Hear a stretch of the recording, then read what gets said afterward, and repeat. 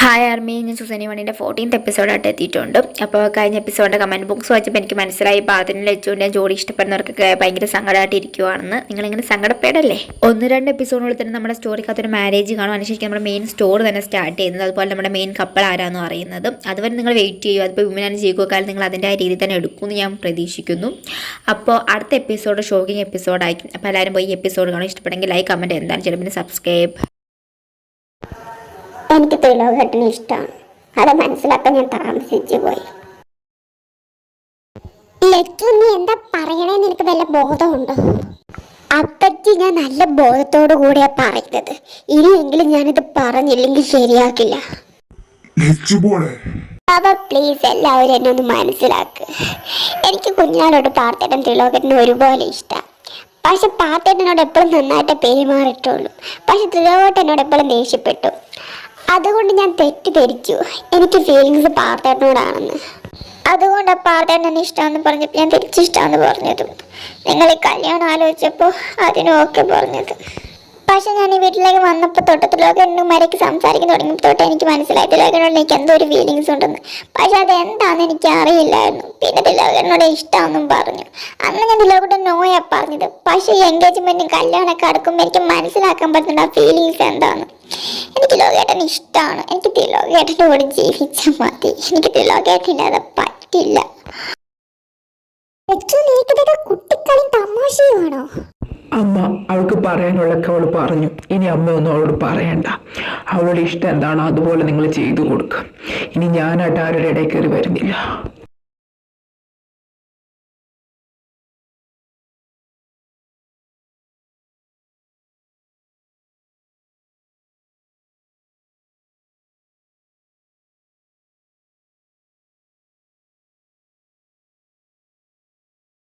ലച്ചു, ഇവിടെ നിന്റെ അയഞ്ഞാട്ടൊന്നും നടക്കില്ല. അത് നീ ഓർത്തോ. ഞങ്ങൾ എന്ത് തീരുമാനിക്കുന്നത് മാത്രം ഇവിടെ നടക്കുള്ളൂ. നിർമ്മല, ലച്ചു നീ റൂമിൽ പോകാൻ നോക്ക്. ലച്ചുവിനോട് മാത്രമേ എല്ലാവരോടും കൂടെ പറഞ്ഞത്. ഈ വിഷയത്തെ പറ്റി നമുക്ക് പിന്നെ സംസാരിക്കാം. എന്നിട്ടൊരു തീരുമാനം എടുക്കാം. ഇപ്പം എല്ലാവരും റൂമിൽ പോകാൻ നോക്ക്. റൂമിലിരുന്ന് കരഞ്ഞുകൊണ്ടിരിക്കുന്ന ലച്ചുവിൻ്റെ അടുത്തേക്ക് കയറി വരുന്ന ത്രിലോക്.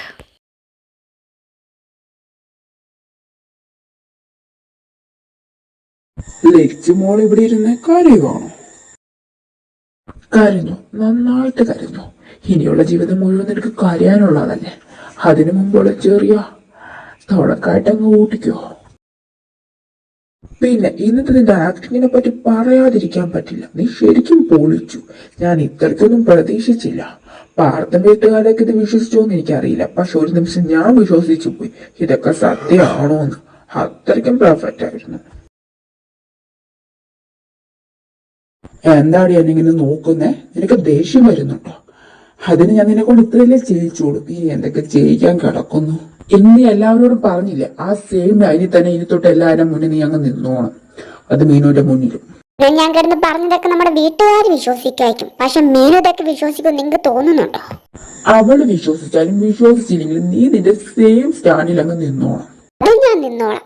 പക്ഷെ അവള് ചോദിക്കുന്ന ചോദ്യങ്ങൾക്ക് മറുപടി നിങ്ങൾ ആലോചിച്ചു വെച്ചു.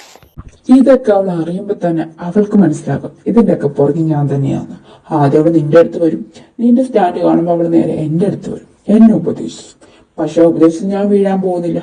പിന്നെ അവൾ എന്നോട് പിണങ്ങി നടക്കും.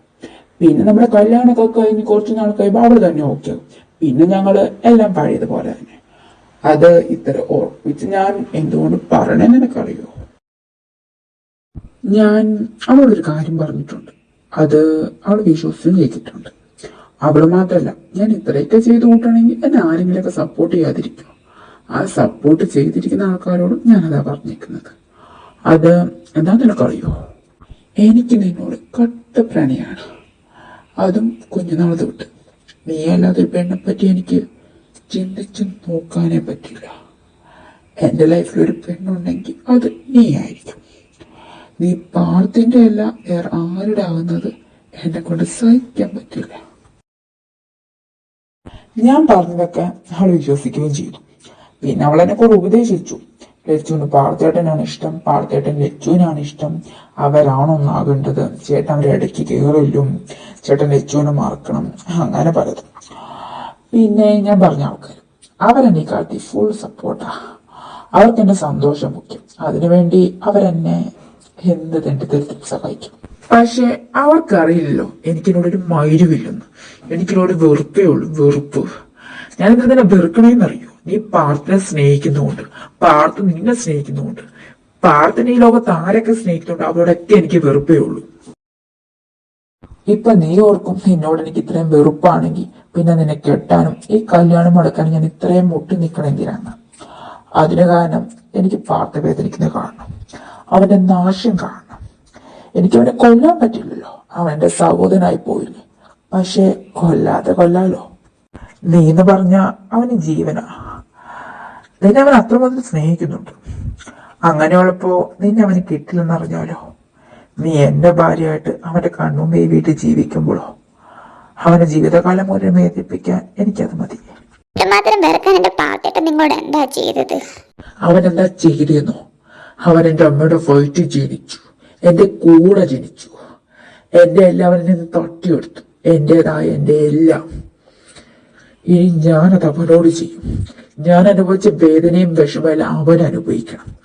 അതെനിക്ക് എന്റെ കണ്ണുകൊണ്ട് കാണണം. അതിനുള്ള പരിപാടി നേരത്തെ തുടങ്ങിയത്. അതിന് ഫസ്റ്റ് വേണം നിന്നെ ഒരു തുരത്തലായി. അത് ഞാൻ നല്ല ക്ലീൻ ആയിട്ട് ചെയ്തു. പക്ഷെ ഇപ്പൊ നീ എന്റെ മുന്നിൽ വന്ന് നിൽക്കുക. നിന്നെ എനിക്ക് തുരത്താൻ പറ്റില്ല. പക്ഷെ നീ വന്നത് നന്നായി. അതുകൊണ്ട് എനിക്ക് ഇത്രയും വലിയ പ്ലാൻ ചെയ്യാൻ പറ്റുന്നതും ഒരു ജീവിതകാലം മുഴുവൻ വേദനിപ്പിക്കാൻ പറ്റുന്നതും. പിന്നെ നിനക്കറിയോ ഈ പാർത്ത മീനും എങ്ങനെയാ രണ്ട് വഴിക്കായെന്ന്? അതിന്റെ പുറകില് ഞാനാടി. അവരുടെ ഇടയിൽ ഒരു ചെറിയ മിസ്അണ്ടർസ്റ്റാൻഡിങ്. അത് ഞാൻ കാരണം ഉണ്ടായതാ. എനിക്ക് വേണ്ടത് ക്ലിയർ ചെയ്യായിരുന്നു, പക്ഷെ ഞാൻ എന്താ ചെയ്തില്ല. അതിനകത്ത് കുറച്ച് തീ കൂറിയിട്ട് കത്തിച്ചു. അതങ്ങ് ആളെ കത്തി രണ്ട് വഴിക്കായി. ഇപ്പോഴും ഞാൻ അവളുടെ കൂടെ ഉണ്ടാകുമ്പോ, അവൾ എന്റെ കൂടെ ഉണ്ടാകുമ്പോ അവൻ എത്രമാത്രം വേദനിക്കുന്നുണ്ട് നിനക്കറിയോ? അതുപോലെ തന്നെ നീ എന്റെ കൂടെ ഉണ്ടെങ്കിൽ അവൻ എന്തുമാത്രം വേദനിക്കും. അവൾ അവനൊരു ഫ്രണ്ട് മാത്രം, പക്ഷെ നീ അങ്ങനെയല്ലല്ലോ. നിങ്ങളെക്കൊണ്ട് എങ്ങനെ ഇങ്ങനെ പറയാനും ചെയ്യാനൊക്കെ പറ്റുന്നത്? ഞാൻ വിചാരിച്ചേക്കോ വൃത്തികെട്ടവരാ നിങ്ങൾ. എനിക്ക് നിങ്ങളോട് തോന്നുന്നത് നിങ്ങൾ ഈ പറഞ്ഞ വെറുപ്പിലാകത്ത എനിക്ക് നിങ്ങളോട് തോന്നുന്നത്. അതിന് ഞാൻ പറയാനും ചെയ്യാനും തുടങ്ങിയതല്ലേ ഉള്ളൂ. ഇനി എന്തൊക്കെ പറയാനും ചെയ്യാനും ഇരിക്കുന്നു. അപ്പോഴെ നീ ഇങ്ങനെ പറഞ്ഞങ്ങനെ ശരിയാവുക. പിന്നെ നീ കാതോർന്നൊരു കാര്യം കേട്ടോ. നിന്റെ മുതലക്കണ്ണീരും നിന്റെ സൗന്ദര്യം തുള്ളുമ്പോ നീ മുഖവും നിന്റെ ശരീരവും കണ്ടിട്ട് എനിക്കിനോട് വല്ല ദൈവസ്നേഹമോ തോന്നുന്നു നീ ഒരിക്കലും കരുതല്ല. അവന്റെ കൂടെ കിടന്ന് നിന്നെ പിടിച്ചെന്റെ തല വെക്കണമെന്ന് കരുതിയിട്ടില്ല. പിന്നെ അവനോടുള്ള ദേഷ്യത്തിന്റെ വെറുപ്പിന്റെ മുന്നിൽ എനിക്കതൊരു മോട്ടറേ അല്ല. പിന്നെ നീ ഒരു മുതൽ തന്നെയാണ്. പിന്നെ നമ്മുടെ കല്യാണം കഴിഞ്ഞ് ഞാൻ തെളിയിച്ചു തരാടി അവനെക്കായം ബെറ്റർ ഞാൻ തന്നെയാണെന്ന്.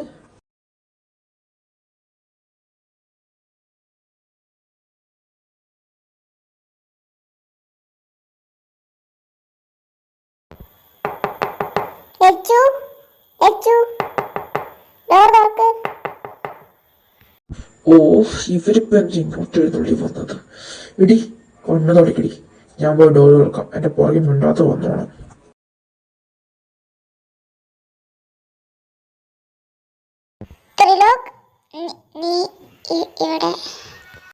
മുത്തശ്ശി ലച്ചു, ഞാൻ നിന്നോട് സംസാരിക്കാൻ വേണ്ടി വന്നതാ.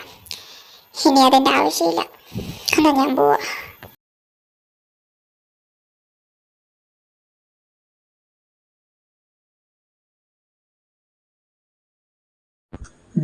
നീ പറഞ്ഞത് ഇവിടെ എല്ലാവരും വിശ്വസിച്ചിരിക്കുക. വിശ്വസിക്കാത്തവരിപ്പൊ വിശ്വസിച്ചോളും. അതുകൊണ്ട് നീ നിൽക്കുന്ന സ്റ്റാൻഡിൽ തന്നെ അങ്ങ് നിന്നോണം. പിന്നെ ഞാൻ പറഞ്ഞല്ല അതുപോലെ തന്നെ ചെയ്തോണം. അല്ലാതെ ഇതിന്റെ ഇടയ്ക്കടുത്ത് വേറെ എന്തെങ്കിലും ഒപ്പിക്കാനാണ് നിന്റെ പരിപാടിയെങ്കിൽ ഞാൻ എന്ത് ചെയ്യൂന്ന് നിനക്കറിയാലോ.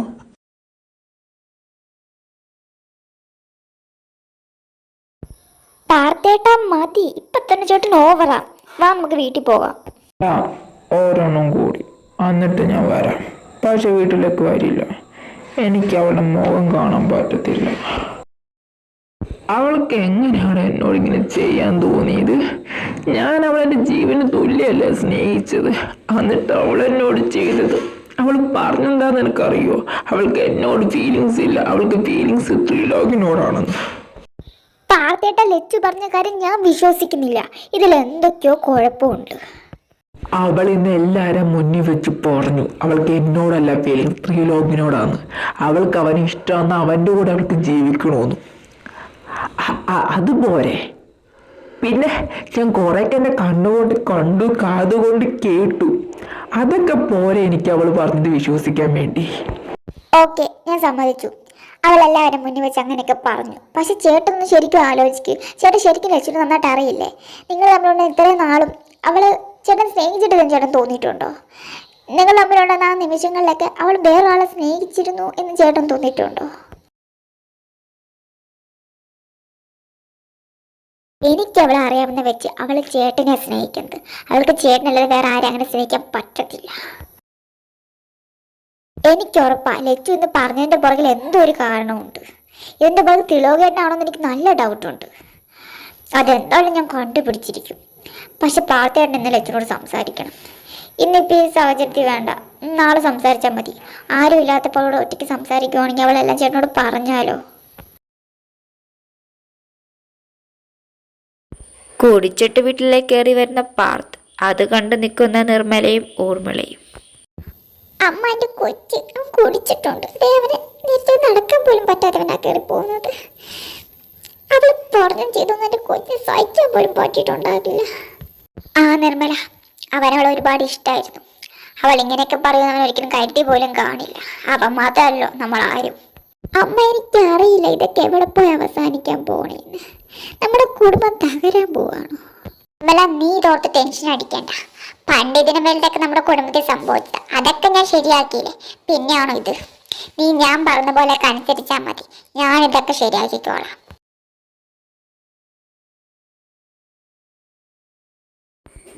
ലച്ചുവിൻ്റെ റൂമിലെ ഡോറും തുറന്ന് അകത്തിട്ട് കയറി ചെല്ലുന്ന പാർത്ത്.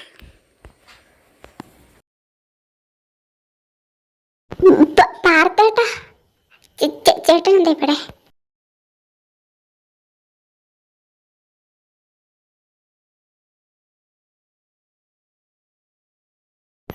പാർത്തേട്ടാ, ചേട്ടൻ എന്താ ചെയ്യുന്നേ?